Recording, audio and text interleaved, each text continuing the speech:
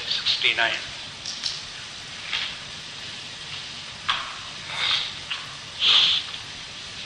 या निशा सर्वभूतानां तस्यां जागर्ति संयमी यस्यां जागृति भूतानि सा निशा पश्यतो मुने आपूर्यमाणम् अचल प्रतिष्ठम् समुद्रमापा प्रविशन्ति तद्वत् तद्वत्य कामायं प्रविशन्ति सर्वे शान्तिमाप्नोति न कामकामी विहाय कामान् यः सर्वान् पुमांश्चरति निःस्पृहः निर्ममो निरहङ्कारः शान्तिम् अधिगच्छति विहाय कामान् यः सर्वान् पुमांश्चरति निःस्पृहः निर्ममो निरहङ्कारः शान्तिम् अधिगच्छति।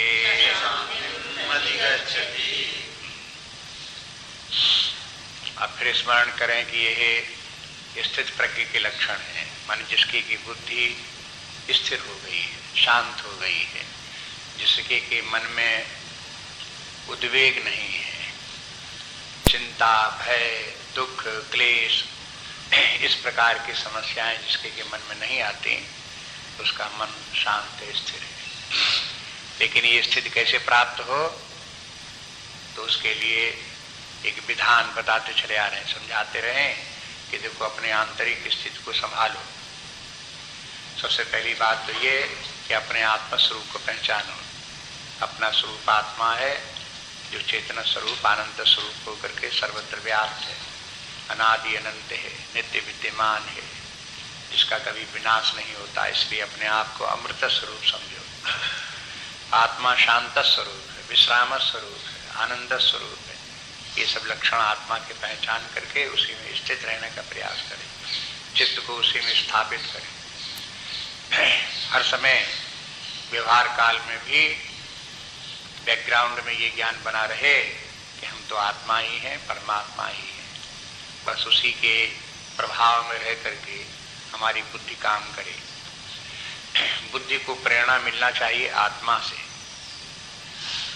बुद्धि का खिंचाव मन की ओर से नहीं होना चाहिए कि मन बुद्धि को खींच ले जाए, इंद्रियों के साथ ले जाए, विषयों की तरफ ले जाए, ऐसा नहीं होना चाहिए। बुद्धि का प्रेरणा स्रोत आत्मा है, वो शांत स्वरूप आनंद स्वरूप है।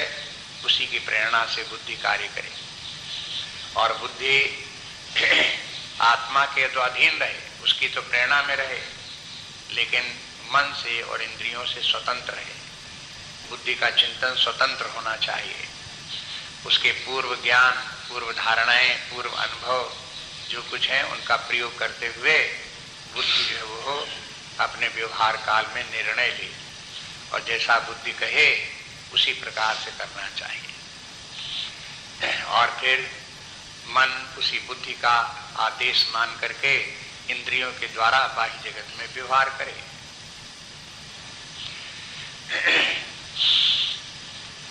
बस इस प्रकार से ये जो जीवन है, ये संसारी जीवन से एक भिन्न प्रकार का जीवन है। कल देख रहे थे जैसे दिन और रात का अंतर बता दिया, ऐसे ही भौतिकवादियों का, संसारी लोगों का जीवन एक प्रकार का और समझ लो कि वो रात्रि के समान है, और आध्यात्मिक जीवन जो है दिन के समान है, बिल्कुल उससे भिन्न प्रकार का। भौतिक जीवन अज्ञान में जीवन, मोह जाल का जीवन, इंद्रिय भोगों की विषयाशक्ति का जीवन, निम्न कोट का इस प्रकार से अधोगामी जीवन। इसके विपरीत आध्यात्मिक जीवन चेतना में, प्रकाश में, आनंद में जीवन, शांत में जीवन, उत्कृष्ट जीवन, जीवन के जो महान लक्ष्य हैं उनकी प्राप्ति का साधन इस प्रकार से आध्यात्मिक साधन, इसमें आत्मज्ञान भी है और अपनी मनोवैज्ञानिक निर्विकारता भी है। मन में जो विकार काम क्रोध लोभ आदि के हैं उनसे सबसे छूट गए, मन बुद्धि जो है निर्मल हो गए, स्वस्थ हो गए, शांत हो गए। ऐसा स्वभाव ये व्यक्ति का बने, मानसिक भौतिक स्वभाव सदा शांत रहे, प्रसन्न रहे, आनंद में रहे, संतुष्ट रहे, ये प्राप्त हो गया तो ये आध्यात्मिक जीवन हो गया। अब इस आध्यात्मिक जीवन को धीरे धीरे करके साधना के द्वारा अभ्यास करते हुए जागृत करना पड़ता है। धीरे धीरे अपने आत्मज्ञान की आंखें खोलनी पड़ती हैं, उसके लिए साधना की आवश्यकता पड़ती है। उसमें शास्त्र जो है बार बार उसकी रूपरेखा बताते रहते हैं, उसकी विशेषताएं बताते रहते हैं। ये आध्यात्मिक जीवन आत्मा के स्तर पर कैसा है, बुद्धि के स्तर पर कैसा है, वासनाओं के स्तर पर कैसा है, इंद्रियों के स्तर पर कैसा है, व्यवहारिक जीवन के स्तर पर कैसा है, कर्म के स्तर पर कैसा है, ये सब बताते रहते हैं। मैंने इनका सबका विस्तृत वर्णन इन्हीं सभी क्षेत्रों में होता रहता है। ध्यान देकर धीरे धीरे देखें तो सबको समझ में भी आएगा, दिखाई भी देता है कि ऐसे ही है। अब पिछले श्लोक में कल बात चल रही थी 70वें श्लोक में कि एक तो है कामना और एक है काम में पदार्थ, इन दोनों को पहचानना चाहिए। जिसकी वस्तु की हम कामना करते हैं वो वस्तु है काम में पदार्थ, उसको बहुवचन में कामा ऐसे करके बोल देते हैं। नाना प्रकार की कामनाएं, काम में पदार्थ, और फिर वो हो कामना जिससे कि उस पदार्थ को प्राप्त करने की इच्छा होती है। हाँ, अगर कामना हुई तो तुरंत पूछे कि भाई किस वस्तु की कामना, माने कामना इंडिपेंडेंट शब्द नहीं है, वो अपेक्षा रखता है किसी वस्तु की जिसकी की कामना हो। तो जिस वस्तु की कामना की जाएगी वो काम में पदार्थ।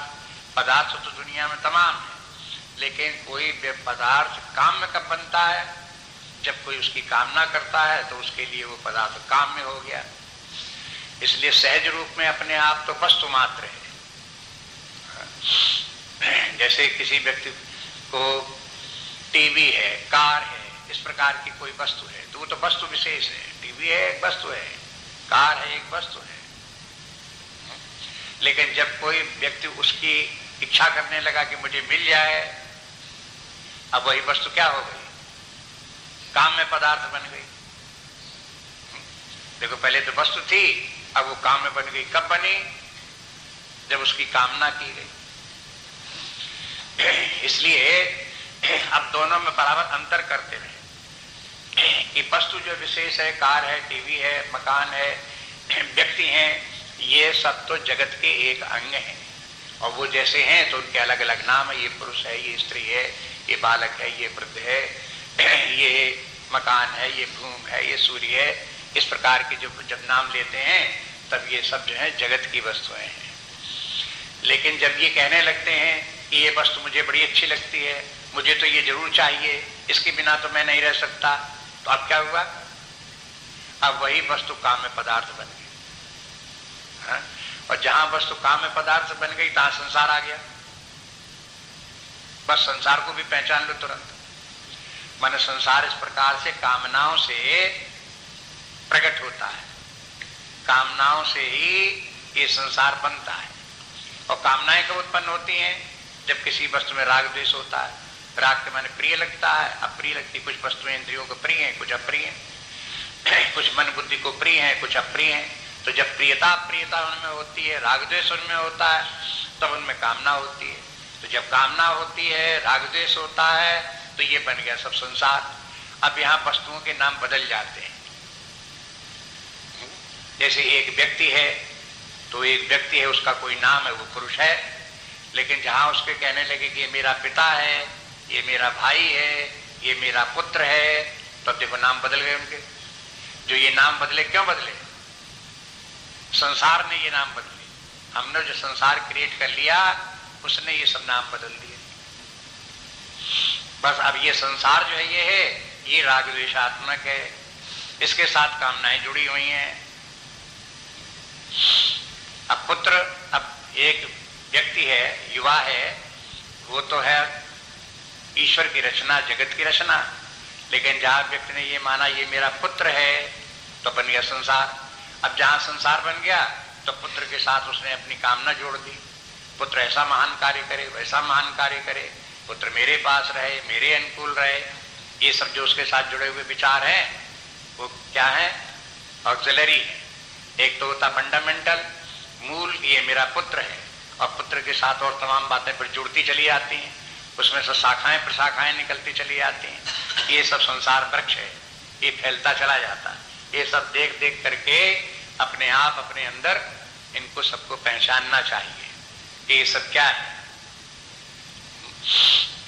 जैसे संसार की जो विद्याएं, जैसे अर्थशास्त्र है, उसमें भी बताया जाता है। कहते हैं कि देखो, एक होती है डिजायर, एक होती है वांट। अब जहां आपने कहीं आपको कार की डिजायर हुई तो ठीक है, कार की डिजायर हुई, आपने कार खरीद ली, पैसा था, खरीद ली कार। लेकिन वो डिजायर वहीं तक आपकी जो है वो उसका अंत नहीं हो गया कि कार मिल गई, इच्छाओं का अंत हो गया, बुरी बात हो गई ना। अब उसके बाद जो वो उसकी जो ऑक्सिलरीज हैं वो सब वो शाखाएं फूटेंगी। क्या शाखाएं फूटेंगी? अब इस कार के लिए एक गैराज होनी चाहिए जहां खड़ी करें, एक नौकर होना चाहिए जिसको पूछे, इसके लिए पेट्रोल होना चाहिए, इसके लिए मोबिल ऑयल होना चाहिए, इसकी ओवरहालिंग होनी चाहिए, इसकी सर्विस होनी चाहिए, इसकी बैटरी चार्ज होती रहनी चाहिए। अब उसे एक कार के साथ में 50 तो उसकी जो शाखाएं कामनाओं की निकली वो कहां से आ गई? ये कोई अध्यात्म विद्या की बात नहीं बता, उदाहरण बता रहे हैं आप। अर्थशास्त्र में ये कहा जाता है। अर्थशास्त्र में जब डिजायर का वहां पर कंसिडरेशन हुआ और उसको समझने की कोशिश की गई इकोनॉमिक्स में, तब उसकी इतनी शाखाएं निकल पड़ी। अब वो जो वहां आप देखते हो वही बात अध्यात्म विद्या में कहते। अध्यात्म विद्या में जहां कहीं किसी वस्तु की आपने कामना की और उसके साथ राग जोड़ा और उसे अपना माना तो बन गया संसार।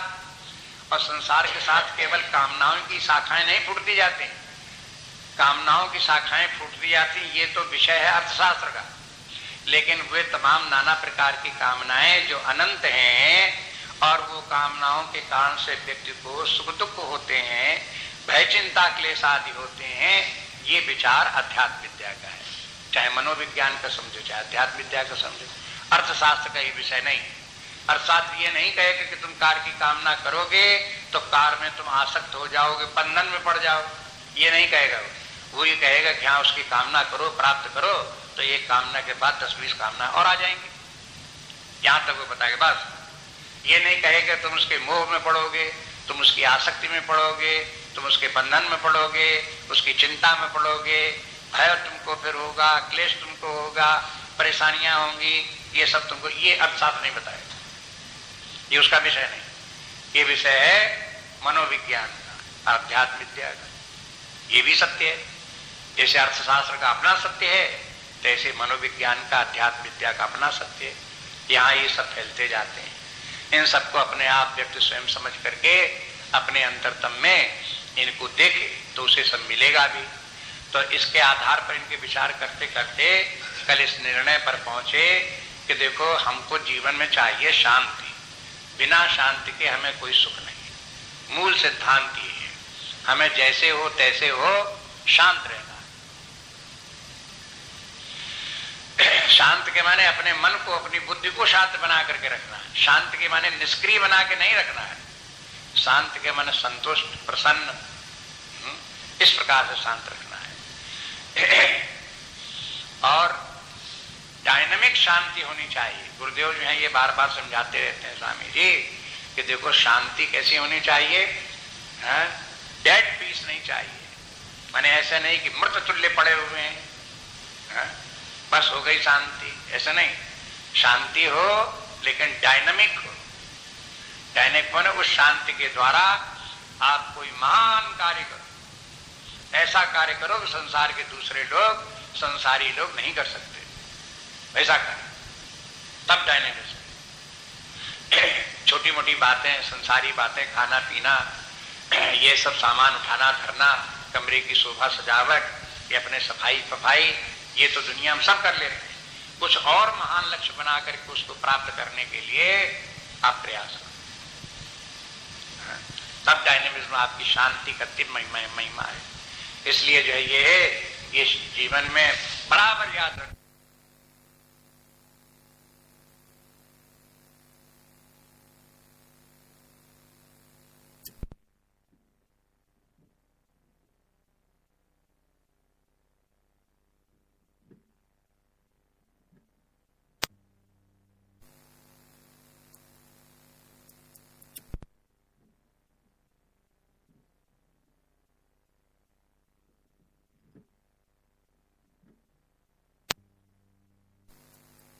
इसलिए अपने अंदर बराबर शांति बनाए। गीता शास्त्र बार बार ये कहता है कि देखो, चाहे दुनिया में कुछ बने चाहे बिगड़े, चाहे कुछ आए चाहे जाए, चाहे लाभ हो चाहे हानि हो, चाहे जय हो चाहे पराजय हो, कुछ भी हो, लेकिन शांति न बिगड़े। अगर आपकी जय भी हो गई, विजय भी हो गई, लेकिन मन में अशांति आ गई तो आपकी विजय बेकार है। लेकिन आप पराजय भी हो गई, लेकिन मन शांत है, उद्विग्न नहीं है, तो आपकी फिर भी जय बनी हुई है। इसलिए जो ये है, अपने मन की शांति को बार बार निरीक्षण करते देखते रहें कि उसमें कहीं धक्का तो नहीं लगता। 6वें अध्याय में चल करके शांति का एक उदाहरण देंगे। निर्वात स्थान में जैसे दीपक रखा हो, नेंगते सोपमा स्मरमा, कहते वो उपमा याद रखनी चाहिए। जैसे जहां हवा न चल रही हो ऐसे कमरे में दीपक रखो, तो दीपक की लौ कैसी होगी? दीपक की लौ बुझ थोड़ा जाएगी, अंधेरा थोड़ा हो जाएगी। दीपक की लौ जलेगी, प्रकाश भी देगी, लेकिन वो हिलेगी नहीं। ऐसे ही अपने मन को दीपक की लौ की तरह से जलाओ, रहे तो बिल्कुल ऐसा शांत, जैसे बिल्कुल लौ जैसे हिल न रही हो, बिल्कुल लपलप न करे, बिल्कुल शांत रहे। इस प्रकार से तो मन शांत रहे, लेकिन शांत मन और बुद्धि प्रकाशमान हो, जैसे दीपक की ज्योत प्रकाशमान, कमरे भर में प्रकाश। अब ये सावधानी से देखो दीपक को, कि यदि दीपक की लौ लपलप लपलप हिलती है तो कमरे में ज्यादा रोशनी होती है, कि दीपक की लौ स्थिर रहती है तब ज्यादा रोशनी होती है। अपने आप समझ में आ जाएगा कि जब दीपक की लौ स्थिर रहती है तब कमरे में ज्यादा प्रकाश है, और जहां वो हिलने लगी तहां उसके साथ साथ प्रकाश कम हो जाता है। इसीलिए व्यक्ति के आंतरिक जीवन में, बाह्य जीवन में भी जो प्रकाश देने वाली सामर्थ्य मन बुद्धि की है, वो शांत और प्रसन्न मन बुद्धि की है, संतुष्ट मन बुद्धि की है। उसी से अपने अंदर भी आत्म चेतना भी प्रकट होगी, आत्मा का ज्ञान, साक्षी का ज्ञान, परमात्मा का ज्ञान।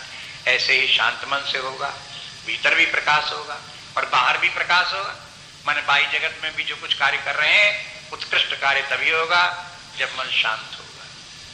अन्य लोगों के साथ जो संपर्क होंगे, आपके रिएक्शन होगा अन्य लोगों के साथ में, वो भी मधुर होगा, आनंदमय होगा। स्वयं प्रसन्न होंगे और अपने व्यवहार से दूसरे लोगों को भी प्रसन्नता प्राप्त होगी। ये रूप जीवन का है। इसलिए जो जीवन का उत्कृष्ट रूप है, एक तो इसको समझना और दूसरे फिर इसी को उसी प्रकार से बनाना, जीवन को अपने भीतर बनाते हुए व्यवहार में वैसे ही करके रहे। ये रूप होना चाहिए। जहां आध्यात्मिक जीवन है, मन शांत है, तो उसके साथ देखो बहुत बातें जो है अपने आप ही आ जाती हैं। शांत मन हो तो प्रसन्न भी रहेगा, उदार भी रहेगा, उसमें सच्चाई भी आएगी, हिंसा भी नहीं करेगा, क्रोध भी नहीं करेगा, लोभ भी नहीं करेगा। ये सब मन को अशांत करने वाली है। कुछ कुटिलताएं होती हैं। कुटिलता माने चालाकी। चालाकी के माने ऐसा बोल देगी तो ऐसा हो जाएगा, ऐसा कर दो तो ऐसा हो जाएगा। तो वो कुटिलता की बातें छिपा छिपा करके व्यक्ति करता है। ये संसारी व्यक्तियों का दोष, दुर्गुण है। आध्यात्मिक जीवन में ये नहीं है। आध्यात्मिक जीवन में तो सीधी सीधी से प्रसन्नता की बात है, न कहीं से छिपाओ न कहीं से लुकाओ, सबके हित की बात, सबके शांतिपूर्वक उसी प्रकार के।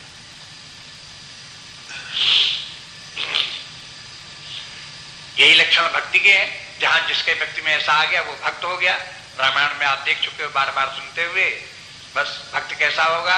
सरल स्वभाव न मन कुटिलाई, यथा लाभ संतोष सदाई। ये गुण है। कहां से आ गए? जब मन शांत बनाया, साधना की, तो फिर उसके साथ साथ ये सब गुण आ गए। आत्मचिंतन हुआ, परमात्मा की कृपा हुई, तो ये सब गुण आ गए। कुटिलता भी जाती रही, सरलता आ गई, संतोष सदा प्राप्त हो गया। फिर देखें लोग बाग जो हैं, इनको व्यवहारिक जीवन में इतना शैलो थिंकिंग होता है संसारी जीवन में कि व्यक्ति जो है वो आध्यात्मिक बातों की जो सूक्ष्म बातें हैं थोड़ी समझ नहीं पाते। जैसे किसी से व्यक्ति कहें कि सदा संतुष्ट रहना चाहिए, तो अब संसारी व्यक्ति उसका अर्थ क्या लगाएगा? संतुष्ट के माने हाथ पैर समेट करके बैठ जाओ, कुछ करो धरो कुछ नहीं, हो गए संतुष्ट। ये संसारी व्यक्तियों की दुर्बुद्धि का लक्षण है। वो समझ नहीं रहे कि संतोष का अर्थ क्या है। संतोष का माने ये अर्थ कि जो कुछ प्राप्त हो उससे संतोष रहो, लेकिन जो आपको शारीरिक बौद्धिक मानसिक सामर्थ्य प्राप्त हुई है इसका सदुपयोग करो, कार्य करते रहो, विचार करते रहो, हाथ पैर चलाते रहो, मन बुद्धि चलाते रहो, इनको काम में लाते रहो। बस ये इसके माने तब संतोष तब भी है। इसके माने कि संतोषी जहां कहीं कोई व्यक्ति काम करने लगा इसके माने असंतुष्ट हो गया, ऐसा नहीं है। इसलिए ये संतुलन जो है वो सीखना जरा मुश्किल पड़ता है। वैसे तो बड़ी सरल बातें हैं, कोई कठिन बात नहीं है, लेकिन संसारी व्यक्ति की जो पूर्व धारणाएं होती हैं, जिन ग्रुप्स में माइंड चलते रहते हैं, जिन विचारधाराओं के अंतर विचार चलते रहते हैं, वो धाराएं और वो ग्रुप्स इतने ज्यादा प्रबल हो जाते हैं कि उससे निकल करके विचार करने के लिए बुद्धि तैयार ही नहीं होती। बस यही अटकन हो जाती, समस्या यहां आ जाती है। इसलिए जो है वो बार बार अध्यात्म विद्या की बातें बार बार कहनी पड़ती हैं कि कभी प्रभाव पड़े प्रभाव। तो ऐसा लगता है कभी कभी 10, 20 वर्ष लग जाए तो भी कहो उसका प्रभाव रंच मात्र हो, ऐसा होता दिखाई देता है। इसलिए जो है ये इनको बार बार नियम ये है कि रोज शास्त्र का अध्ययन करते रहो, रोज विचार करते रहो, रोज श्रवण करते रहो और रोज सुनाते भी रहो, सुनाने का भी काम करते रहो। जब सुनाने का काम करोगे, आपसे कहा जाए कि आज आपका भाषण क्रोध के ऊपर है, बताओ क्रोध में क्या हानियां हैं और कैसे क्रोध के ऊपर विजय प्राप्त की जाए, कैसे क्रोध रहित शांत अवस्था कैसे बनाई जाए। आप भाषण दो तो आप क्या करोगे? आप 6 घंटे तक उसका विचार करते रहोगे, पन्ने किताबों के पलटते रहोगे, क्रोध के बारे में कहाँ वर्णन है, कौन कौन से कितने पॉइंट्स दिए गए हैं, ये एग्जॉस्टिव बन जाए, सारे पक्ष इसमें आ जाएं, आप उनको सोचते रहोगे। जब उनको सोचते सोचते माइंड में आप सब तैयार करोगे, तब आप बोलते बोलोगे तो भी उसमें कुछ आधी पर्दी याद रहेंगी, आधी पर्दी याद नहीं रहेंगी। तो आप कहोगे कि देखो हमने चाहते थे सब बोल नहीं पाए। तो इसके माने ये है कि जब कहीं कोई व्यक्ति सुनाने को तैयार हो, गीता सुनाने को तैयार हो, रामायण सुनाने को तैयार हो, या कहीं कोई आध्यात्मिक विषय बोलने के लिए तैयार हो, तो फिर उसके ऊपर वो एक उसके लिए साधना है, वो उसके लिए ज्यादा चिंतन करेगा और उसका चिंतन जो है वो फोर्सफुल होगा, एक्टिव चिंतन होगा। वो सुनने वाले तो बहुत बार जो है वो पैसिव होते हैं। पैसिव के माने बोल दिया, सुन लिया तो सुन लिया, न सुन लिया न सुन लिया। कौन हमारी कोई परीक्षा होने वाली? अब जैसे सुन रहे हैं बैठे हुए, सब कोई चिंता थोड़े कि सब सुना ही सुन ले, कहीं ऐसा न हो हमसे पूछ दे कि अब हम क्या बोले थे। आपसे पूछे कि कौन श्लोक चल रहा है, आपको याद है? है कौन श्लोक है? अब आप नंबर ढूंढने लगे, उसमें फलाना नंबर श्लोक का ढूंढ। आप अभी ध्यान ही नहीं दिया कि हमने अभी ध्यान नहीं दिया कौन श्लोक था, तो क्या बात है? आपको चिंता ही नहीं, आप इसके इस बात सावधान ही नहीं उसके लिए। तो इसलिए इन सब बातों की मनोवैज्ञानिक बातें हैं, इनको देखो। इसलिए सुनते ही सुनते न रहो, पढ़ते ही पढ़ते न रहो, बोलने की भी कोशिश करो। बोलने के लिए आपस में अभ्यास करो। यहाँ से निकल करके आसपास कहीं लोगों को बताओ, सुनाओ, बैठा लो, समझाओ, कहीं सत्संग करो, उनके साथ भी आप इस प्रकार कार्य करो। तो ये भी सब आपके लिए जो है कल्याणकारी होगा। और जगह इस प्रकार के कार्य हो रहे हैं जिनमें मिशन तो तमाम कार्य कर रहा है और संस्थाएं तमाम कार्य कर रही हैं। इस प्रकार से जहां होता है तो इकट्ठा करते हैं लोग। आसपास के जैसे यहाँ पर हैं, बच्चे आते हैं, युवक आते हैं, स्त्रियां आती हैं तो आप उनसे दूर दूर न रहो, उनसे मिलो, उनसे परिचय प्राप्त करो, उनसे पूछो कहाँ से आए, क्या है?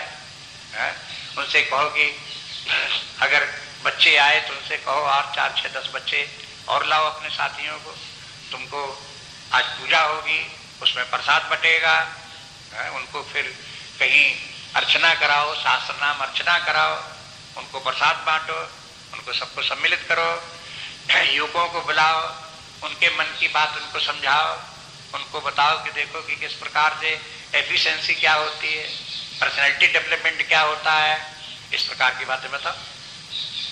अगर आप युवकों को पर्सनैलिटी डेवलपमेंट का लेक्चर देने के लिए तैयार हो तो आपको क्या करना पड़ेगा? तैयारी करनी पड़ेगी नहीं होगी? तो ये कहां से आपको मिलेगा पर्सनैलिटी डेवलपमेंट? ढूंढना पड़ेगा नहीं उन किताबों में? तो देखो, सक्रिय जीवन बनाओ, डायनामिक जीवन के माने यही है। अब ऐसे नहीं कि हाँ कोई आएगा तो फिर देखा जाएगा, तो फिर हम उसको बता देंगे और बताएंगे भी तो कौन सुनता है, ये क्या? ये तो नेगेटिव जीवन है। जीवन का जो है ये है आपका जो है विकृत रूप है। स्वयं डायनामिक बनकर इस प्रकार से लोगों को इकट्ठा करो, एक आंदोलन चलाओ, एक अपने आप में, हर व्यक्ति को अपने आप में मिशन होना चाहिए, आंदोलनकारी होना चाहिए, स्वयं उस प्रकार से सोचे विचारे, उनको चलावे। अगर आप ये इस प्रकार के महान कार्य अपने हाथ में लेकर के उसमें व्यस्त नहीं होंगे तो परिणाम क्या होगा आपको मालूम है? या तो आप तमोगुणी होकर के अपने समय को नष्ट करेंगे, या रजोगुणी होकर के आप झगड़ा, विषाद, निंदा, स्तुति, बस इतने ही मात्र में आप जो है संसारी बने हुए अटके रह जाएंगे और जीवन समाप्त हो जाएगा। इसलिए फिर विचार करो इनके ऊपर। इसलिए अब जो हम ये बात बोल रहे हैं, ये 71वां श्लोक जो बता रहे हैं उसकी भूमिका है। आप देखो इसमें क्या कहते हैं भगवान, यही बात सब इस श्लोक में है। ढूंढो कैसे है? कहते हैं विहाय कामान यह सर्वान, जो व्यक्ति समस्त कामनाओं को छोड़ करके पुमांस चरति निष्प्रहा, पुरुष निष्प्रय होकर के विचरण करता है। निर्ममा, निर्ममा माने कोई ममता नहीं रखता, निरअहंकार, कोई अहंकार नहीं रखता, स शांतिम अधिगच्छति, वह परम शांति को प्राप्त होता है।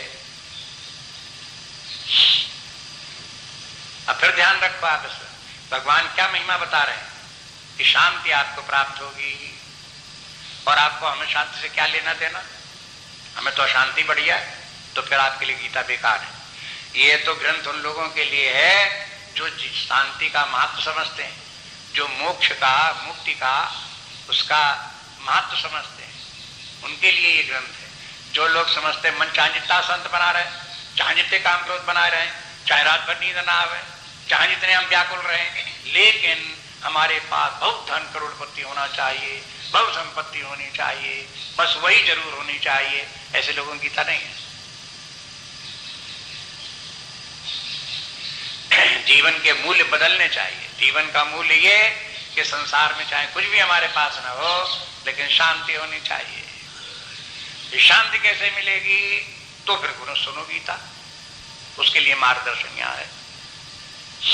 इसलिए गीता सबके लिए नहीं है, और न सबको समझ में आती है, न सब स्वीकार करते हैं, उसे जीवन में धारण भी नहीं करते। इसलिए बोलते हैं कि देखो ये शांतिम अधिगच्छति, वो व्यक्ति शांति को प्राप्त होता है।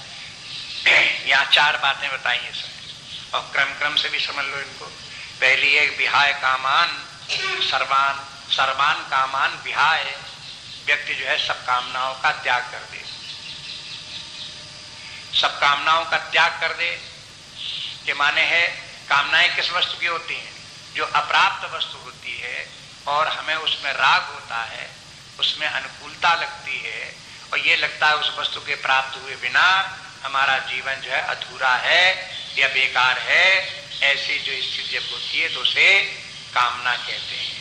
इन कामनाओं को छोड़ देना चाहिए, साफ साफ विहाय माने छोड़ देना चाहिए। इन कामनाओं को छोड़ दो, बिल्कुल कामना कोई नहीं, विहाय कामना, कामना रहित बनो, पहली तो ये बात। और दूसरी बात ये कि निष्प्रहा, निष्प्रहा के माने क्या है कि जो वस्तु अपने पास है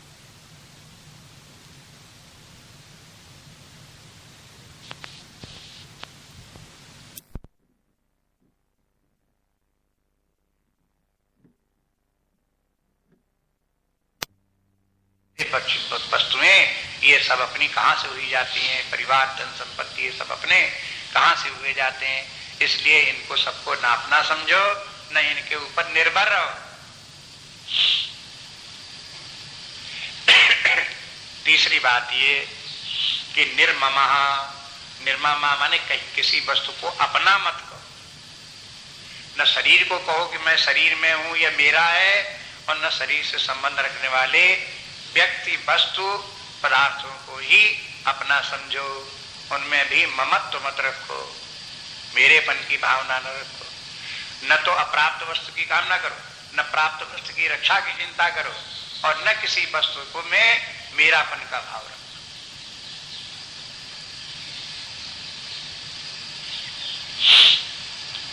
मम से बना ममता है, मम से ही बना निर्मम। अब कभी कभी आपको लगे कि ये शब्द बड़े गड़बड़ है कि निर्मम हो जाओ, निर्मम हो माने दया न करो किसी पर, ये नहीं, निर्मम के माने दया नहीं है यहाँ, न दया न करना ऐसा अर्थ नहीं है यहाँ। निर्मम के माने है मेरेपन का भाव मत रखो, ये मेरा है, इस प्रकार का जो अटैचमेंट अपना करके समझना है वो ममता, मम के साथ लगा दिया तो ममता हो गई, और ममता रहित हो गया तो निर्मम हो गया। तो ममता की निंदा है साथ में अध्यात्म विद्या, निर्ममता की प्रशंसा है कि निर्मम रहना सीखो, इसका अभ्यास डालो। अगर ममता रहेगी तो वो भी मन को शांत नहीं होने देगी। पर देख लो और विचार करके अपने आप देखते रहो, ममता में शांति है कि निर्मम होने में शांति है। अच्छा, अब ये सब बातें हो गई, उसके बाद बोले कि अब निरहंकार, अब निरहंकार हो जाओ। निरहंकार माने अहंकार मत करो। अब अहंकार न करने के माने एक साधारण सी बात ये, अगर मान लो हम किसी वस्तु की कामना नहीं करते तो हमें वैराग्य आ गया। जो वस्तु हमारे पास है उसकी रक्षा की चिंता नहीं करते, जो वस्तु से हमारा संबंध लग रहा है उसको में भी हम ममता नहीं रखते, मेरा भाव नहीं रखते, तो अपने मन में क्या विचार आया, देखो हम कैसे वैराग्यवान हैं, हम कैसे त्यागी हैं। तो ये वैराग्यवान होने की जो भावना आ गई, इसमें क्या हो गया, अहंकार हो गया। ये अहंकार हो गया, सात्विक अहंकार भले ही कहो, इसको भले सन्यासियों का, महात्माओं का अहंकार भले ही कहो, लेकिन फिर भी अहंकार है। संसारी व्यक्ति का अहंकार बाह्य जगत की वस्तुओं को लेकर के, किसी के पास बहुत धन है तो धन का अहंकार, किसी के पास पद है तो पद का अहंकार, किसी व्यक्ति के शरीर में बड़ी शक्ति है, बहुत ताकत है शरीर में, तो शरीर का अहंकार, किसी की बुद्धि बड़ी तेज है। कुछ लोग ऐसे होते हैं बड़े मुकदमेबाज, कहते हैं मैं सब जानता हूं, जितने भी कानून है वो सब जानता हूं, सब वकील मेरे पहचान के, लड़ ले कोई मुझसे मुकदमा, चाहे सही हो चाहे झूठा हो, कोई मुझको नहीं हरा सकता। अब बोलो, ऐसे ही अहंकार उनको, और हर किसी से मुकदमा लड़ने को तैयार। तो ये संसारी अहंकार इस प्रकार है। अब कहते हैं कि इसके बाद जब व्यक्ति विरक्त हो गया तो फिर वैराग्य का अहंकार, ये अहंकार भी, ये अपने अध्यात्म विद्या में जो अहंकार है ये केवल घमंड नहीं है, ये अहंकार केवल अभिमान नहीं है। इस अहंकार में जब हम तादात्म्य कर लेते हैं और इसको घमंड बना देते हैं, अहंकार को दंभ बना देते हैं, तब ये कलुषित हो जाता है।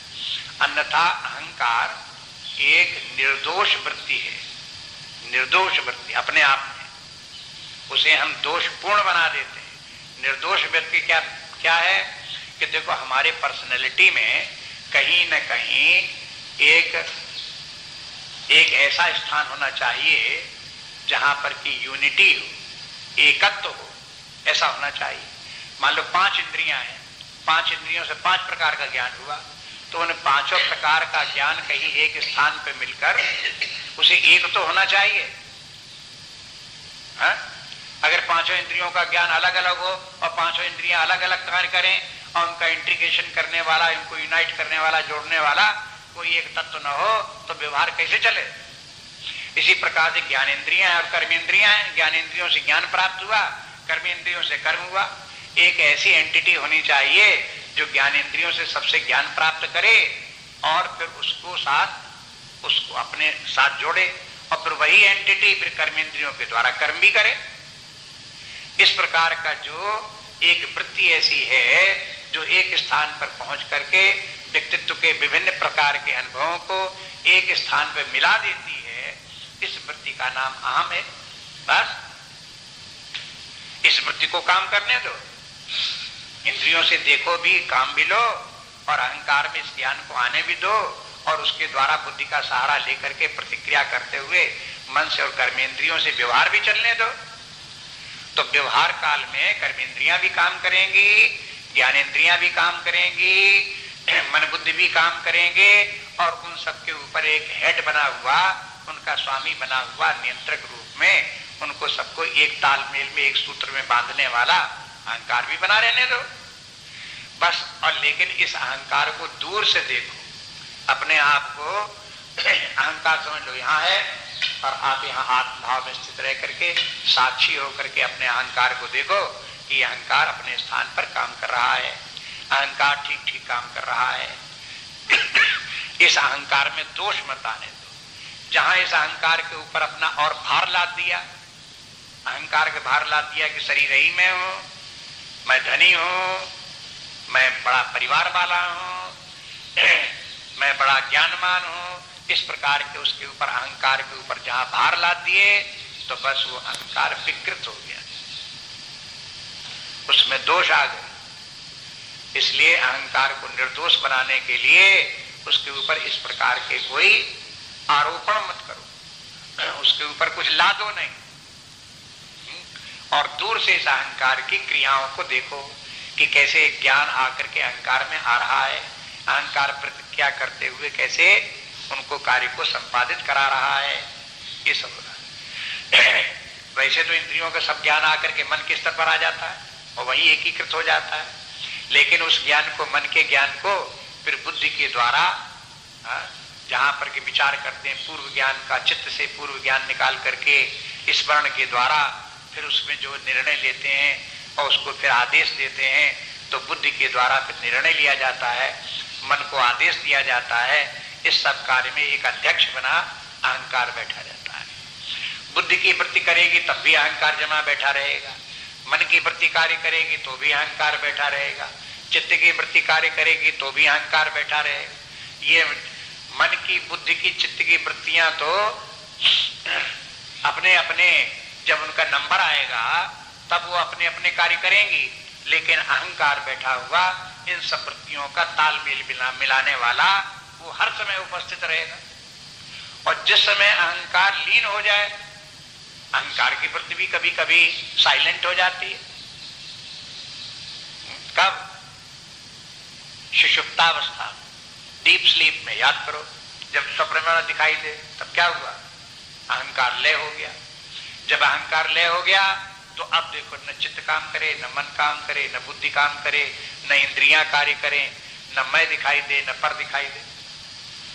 तो माने सारे व्यवहार का, जो मानवीय व्यवहार का कार्यक्रम चल रहा है, जितनी भी एक्टिविटी चल रही है, उनका सबका अध्यक्ष अहम है। उसी के रहने पर ये सब कार्य करते हैं। ये अपने जो है, ये है लौकिक जीवन का, शारीरिक जीवन का, व्यवहारिक जीवन की रूपरेखा है, लेकिन अपना स्वरूप इनमें से कहीं कोई नहीं। तो शरीर, प्राण, मन, बुद्धि, अहंकार भी हम नहीं। अपने आप को समझे हो अहंकार के अतीत जो है वो आत्मा, जो सदा एक समान विद्यमान है, जो सुषुप्तावस्था में अहंकार के लीन होने पर भी विद्यमान रहे और सोए नहीं, उसका नाम आत्मा। और जो सुषुप्तावस्था में सो जाए, उसका नाम अहंकार, उसका नाम बुद्धि, उसका नाम मन। और जो जागृतावस्था में जाग पड़े, कौन जागा? अहंकार जाग गया, उसी का नाम जीव, उसी का नाम अहंकार, उसी का नाम बुद्धि, उसी का नाम मन।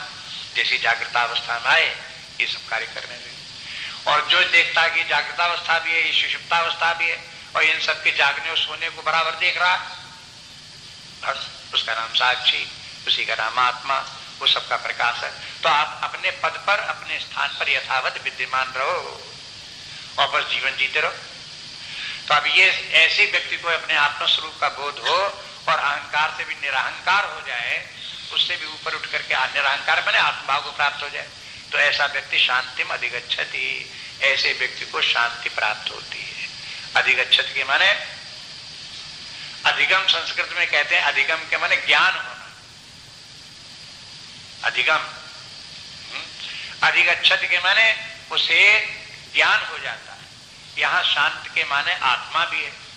शांत, जब शांति का ज्ञान हो तो शांत के ज्ञान माने शांत स्वरूप तो आत्मा है, आत्मा का ज्ञान हो गया। अब देखो ये शांति जो वो दो प्रकार की है। एक शांति तो पिछले श्लोक की है, न शांति शांति मापनोति न काम कामी। यदि कोई व्यक्ति निष्काम है, कामनाओं का त्याग कर दिया तो उसे शांति हो जाएगी, उसे शांति जो हो जाएगी मानसिक शांति प्राप्त हो जाएगी। और कहते हैं कि जो जिसको किस प्रकार से, जब इसको अहंकार भी नहीं है, जो इस प्रकार से ममता भी नहीं है, कामनाएं भी नहीं है, ऐसा शांति में अधिगच्छति। अधिगच्छति के माने आत्मज्ञान उसे हो जाता है। आत्मा शांत स्वरूप है। मन को तो शांत बनाना पड़ता है साधना के द्वारा, वह शांत होता है, शांत बनाया जाता है, लेकिन आत्मा को शांत नहीं बनाया जाता। आत्मा शांत स्वरूप है, शांति रूप धारण किए हुए सदा से अनादिकाल से उसको केवल जाना जाता है कि हम शांत स्वरूप हैं। बस जान लिया, जान लिया तो शांति, आत्मा की शांति प्राप्त हो गई। और ये भी जान लिया कि ये शांति तो सदा से चली आ रही है, ये शांति कभी ऐसा थोड़ी थी अशांत कभी रही हो, अब शांति पैदा हो गई हो, ऐसे आत्मा की शांति नहीं है। इसलिए जब कहते हैं शांति में अधिगच्छति, तो अधिगच्छति के माने दो अर्थ। एक तो शांति को प्राप्त होता है, और दूसरे जब वो शांति तक पहुंच जाता है, अपने आत्मस्वरूप तक पहुंच, गच्छति के माने पहुंच जाना, वो शांति तक पहुंच जाता है और अपने आत्मा की शांति को जान जाता है, उससे उसका ज्ञान हो जाता है। अब इस ये श्लोक क्या है, जैसे बताया तो अर्जुन ने जब पूछा कि ब्रजेत किम, अंतिम प्रश्न अर्जुन का ये था कि स्थित प्रज्ञ व्यक्ति कैसे चलता है। तो ऐसा नहीं कि किमासीत कि कैसे बैठता है, तो भगवान ने बताया ऐसे बैठता है। तो ऐसा नहीं कि स्थित प्रज्ञ व्यक्ति बैठा ही रहता है, नहीं, ये कहते हैं कि बैठता तो इस प्रकार से है, निष्काम होकर के बैठता है, अपने आत्मा स्वरूप में बैठता है, अपने मन बुद्धि को संभाल करके बैठता है। ये अर्थ बैठने का है। बैठने का अर्थ ये नहीं कि शरीर से बैठा रहता है, अच्छा हो गया, तो ये नहीं है। फिर क्या है, कहते हैं ये बात स्पष्ट कर दी। अर्जुन ने जब पूछा ब्रजेत किम, ब्रजन के माने चलना, चलना फिरना घूमना, तो वो ब्रजेत किम माने वो चलता फिरता कैसे है, तो भगवान ने बता दिया ऐसे चलता फिरता। इसमें देखिए एक चरण शब्द आया, पुमांस चरति निस्पृहा। चरत के माने चलता रहता है, जैसे ऋग्वेद में आता चरई वेती माने चलते रहो चलते रहो, ये बोलते हैं। अब चलते रहो के कई अर्थ हैं। शारीरिक स्तर पर चलते रहो, ये भी नहीं कि बैठ जाओ, शरीर से चलते रहो। दूसरी बात, फिर अपने जो जीवन का लक्ष्य है उस लक्ष्य की तरफ आगे बढ़ते हुए चलते रहो। अब देखो ये भी चलना है, सदा देह भाव में चपके मत बैठे रहो, शरीर से भाव से ऊपर उठो, जीव भाव में आओ, जीव भाव से फिर और आगे चलो। जीव भाव भी एक मंजिल है, कोई अंतिम स्थान दौड़े, बीच की एक मंजिल है, पड़ाव है, टिकाव है। थोड़े दिन जीव भाव रह लो और उसके आगे चलो, उसके चल करके फिर साक्षी भाव में आ जाओ। कहते वहां भी मत टिको और आगे चलो। अब क्या करें कि आत्म भाव में आ जाओ, कि यार कहीं और चलो। अब कहाँ चले कि सर्वात्म भाव में आ जाओ, देखो और आगे की मंजिल पकड़ लो। सर्वात्म भाव में आगे अब तो पहुंच गए कि नहीं, और चलो आगे, क्या परमात्मा भाव में आ जाओ और चलो आगे, फिर और चलो आगे, जो परमात्मा है वही ब्रह्म है, इस प्रकार के ब्रह्म भाव में आ जाओ। इस प्रकार से चलते ही रहो जब तक ब्रह्म भाव को प्राप्त न हो जाए, तब तक आप बराबर आगे बढ़ते ही रहो। ये हुआ। अब जब वेद कहेंगे चरे वेद, तो केवल इतने ही थोड़े कहेंगे कि आप खाम घूमते रहो। हाँ? वो तो ये कहेंगे कि इस प्रकार से जीवन का लक्ष्य बनाकर जो अंतिम लक्ष्य है, उस लक्ष्य की तरफ बराबर आगे बढ़ते ही रहो, बढ़ते ही रहो, बैठो नहीं रास्ते में। और फिर ये बराबर चलते रहो, ये आध्यात्मिक पुरुषों के लिए एक कई दृष्टि से अच्छी बात है ये। और फिर जिन लोगों की आयु तृतीय चतुर्थ अवस्था में पहुंच गए, उन लोगों के लिए बड़े काम की बात है। चरी बेटी चलते रहो, बैठो मत। हाँ? और चलते रहो कि माने ये कि देखो एक स्थान को अपना स्थान समझ करके मत बैठे रहो। हाँ? अपना घर को अपना घर समझ करके घर के ही चक्कर आसपास चक्कर मत काटते रहो। कहीं निकलो कहीं दूसरी जगह, जहां जिस कुटिया में रहो, जहां कहीं जिस स्थान पर रहो, जिस प्लेटफार्म पर रहो, जिस डिब्बे में बैठो, जिस गाड़ी में बैठो, बस आप उसी को मत पकड़े रहो।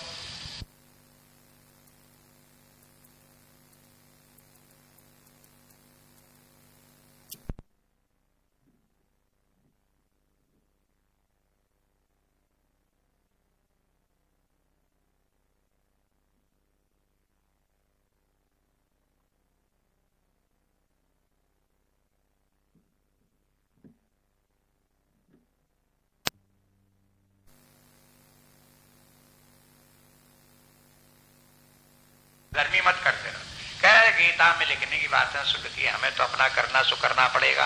हम कहां तक गीता के पीछे उनकी बातों को मानते हुए करते नहीं करोगे तो फिर जीवन का जो वास्तविक उद्देश्य है, जो सुंदर स्वरूप है, वो निखरेगा नहीं, बनेगा नहीं। इसलिए चलते रहो। अभी हमने आपसे कहा कि बस यही मत समझो कि बस हम खाए पिए सो गए, खाए पिए अपने सो गए। क्यों? कोई काम नहीं। क्यों कामना कोई नहीं? हाँ, गीता ने कह दिया कोई कामना नहीं, इसलिए कोई कामना नहीं करते, खाते पीते पड़े रहते। अरे भाई कुछ काम धाम करो, जब काम नहीं तो काम धाम क्यों करें? देखो ये संसारी दृष्टि है। शास्त्र ये कहता कि नहीं, काम करो और चलते भी रहो, चलते रहो, काम करते रहो। ये जो श्लोक जो है वास्तव में जो गीता में जगह जगह संन्यास धर्म का भी वर्णन है। गीता में आप जगह जगह आता रहेगा, 5वें अध्याय में आएगा और अंतिम अध्याय में तो आते ही है, 4थे अध्याय में, 5वें अध्याय में, 18वें अध्याय में संन्यास का बहुत वर्णन है। ये श्लोक जो है इस अध्याय में, दूसरे अध्याय में पूरा सन्यासियों का है। ये सन्यासी के धर्म है। जिसको इतना आ जाएगा वो सन्यासी हो गया। वो चाहे कपड़े रंगे न चाहे न रंगे, बदले चाहे न बदले, चाहे जिस बेस में रहे, चाहे जैसे ऊपर से दिखाई दे, लेकिन वो अपने भीतर से पूरा सन्यासी है। अगर अप्राप्त वस्तुओं की कामना ही नहीं करता, जो कुछ प्राप्त है उनकी रक्षा की चिंता नहीं करता, किसी वस्तु में मेरेपन भाव नहीं रखता, न अपने परिवार में न धन संपत्ति में मेरेपन का भाव, जो अपने निवास स्थान में भी अपने मन का भाव नहीं, अपनी जाति में, अपने देश में कहीं भी उसमें ममत्व का भाव नहीं। जिसने कि देख लिया कि हम परब्रह्म परमात्मा ही है, तो ये सारी सृष्टि ही, विश्व जितना ब्रह्मांड सब आत्मा में ही स्थित है, अपने से भिन्न कहीं है ही कहां जिसको हम कहें कि नहीं नहीं ये मेरा, ये मेरा, ये नहीं है ये मेरा, ये नहीं ये मेरा। जहां ये कहने लगे कि भारतवर्ष मेरा है और जो बाकी देश मेरे नहीं है, तो ये क्या हो गया? एक में होगा राग, दूसरे में होगा द्वेष। राग द्वेष किसे कहते हैं? आ गया राग द्वेष। ये जरूर है कि आपका राग द्वेष पहले जरासी लंगोटी में था, जो अपने छोटी सी कुटिया में कमरे में था, उसके बजाय अपने देश भर में फैला दिया, तो एक बहुत बड़ा काम कर दिया। लेकिन अभी राग द्वेष का अंत नहीं हुआ। जब ये दिखाई दे कि सारे सृष्टि ब्रह्मांड, सब भले बुरे जितने भी लोग हैं, सब भले जितनी वस्तुएं हैं, वो सब अपना ही स्वरूप है, अपने से भिन्न कहीं कोई नहीं है, इस प्रकार की स्थिति आनी चाहिए और उसको दृढ़ता के साथ धारण करो। ये कह रहे कि ये संन्यास स्थिति का वर्णन है। इसलिए इस श्लोक को खूब याद रखना चाहिए और बार बार इसके ऊपर विचार करना चाहिए। इसके जितने पक्ष हैं उन सबको ध्यान में रखें, बार बार इसकी व्याख्या भी आप देखते रहो। इन श्लोकों की जैसे व्याख्या है तो उसमें बहुत सी बातें, अंतर्निहित बातें हैं, वो उनमें व्याख्याओं में आचार्य लोग बता देते हैं। जिसकी जिसकी समझ जिधर की तरफ ध्यान जाता है वो उनको प्रकट कर देता है, स्पष्ट कर देता है। इसमें तो श्लोक में तो सूत्र ही सूत्र है। अब जैसे निरहंकार कह दिया कि एक सूत्र है, अब निरहंकार का तात्पर्य क्या है ये अलग से देखो। व्याय सर्वान कामाओं को छोड़ो, तब छोड़ देना, तो ये तो एक सूत्र हुआ। लेकिन सर्वस्त्र कामनाओं का छोड़ देने का तात्पर्य क्या है ये आप इसको देखो। आप कहोगे सब कामनाओं को छोड़, तो सर्वान माने सब, तो सब में आप जोड़ लोगे कि आत्मा का ज्ञान भी प्राप्त नहीं करना, उसकी कामना मत करो। ईश्वर की सेवा भी नहीं करनी, उसकी भी कामना मत करो। समाज सेवा का कार्य नहीं करना, उसकी भी कामना न करो। ऐसा नहीं है, ये सब कामनाओं के अंतर्गत नहीं आते। अगर आप चले समाज की सेवा के लिए, लोगों को धर्म की शिक्षा देने के लिए, उनको सदाचार की शिक्षा देने के लिए, तो आप इसे कामना करके मत मानो, बल्कि एक ऐसी कामना करके कहो भी तो ऐसी कामना है कि जिन कामनाओं का त्यागना चाहिए उन कामनाओं से ये कामना आपको बचाएगी। जब आप समाज के 10-20 बच्चों को आप उनको घेर करके उनको शिक्षा दोगे, उनको कुछ भजन कीर्तन आप सिखाओगे, तो उसका परिणाम ये होगा कि आपको अपने पुत्रों में जो आसक्ति है वो समाप्त हो जाएगी। ममता वहां समाप्त है। इसलिए इसको करो। कुछ युवकों को लेकर के उनको इस प्रकार के जब आप शिक्षा दोगे, उनको धर्म की शिक्षा आप दोगे, तो आपको अपने युवा पुत्रों में, आपको अपने परिवार की आसक्ति छूटेगी। ये सब करके देखा गया है, लोगों ने, विद्वानों ने किया है। जो लोग अपने आगे इस प्रकार से बढ़े उनको होगा। नहीं तो आप जहां हिमालय पहाड़ में चले जाओ, तहां पर भी आपके अपने पुत्र याद आते रहेंगे और टेलीफोन करते रहोगे, क्या हाल है, कैसे हाल है, अब क्या हुआ, तब क्या हुआ, और आसक्ति छूटेगी नहीं। बार बार ये होगी, चिंता भी रहेगी, जरा भी कहीं कोई समाचार मिलेगा सुख दुख होते रहे। बस यही तो व्याधि है। इस व्याधि से छूटने के लिए उपाय हैं, उनको करने पड़ेंगे, बिना किए हुए नहीं छूटेंगे। इसलिए कहते हैं कि इस प्रकार से इनके जो सूत्र हैं, इन सूत्रों की व्याख्याएं भी देखो और देख करके फिर अपने आप को, जीवन को तद्रूप बनाओ। बस अब एक श्लोक अंत में और इस अध्याय का रह गया, उसको भी थोड़ी घंटे आधे घंटे लगेगा, इसलिए अब नहीं ले रहे हैं, कल लेंगे। बस ऐसा ब्राह्मी स्थिति पार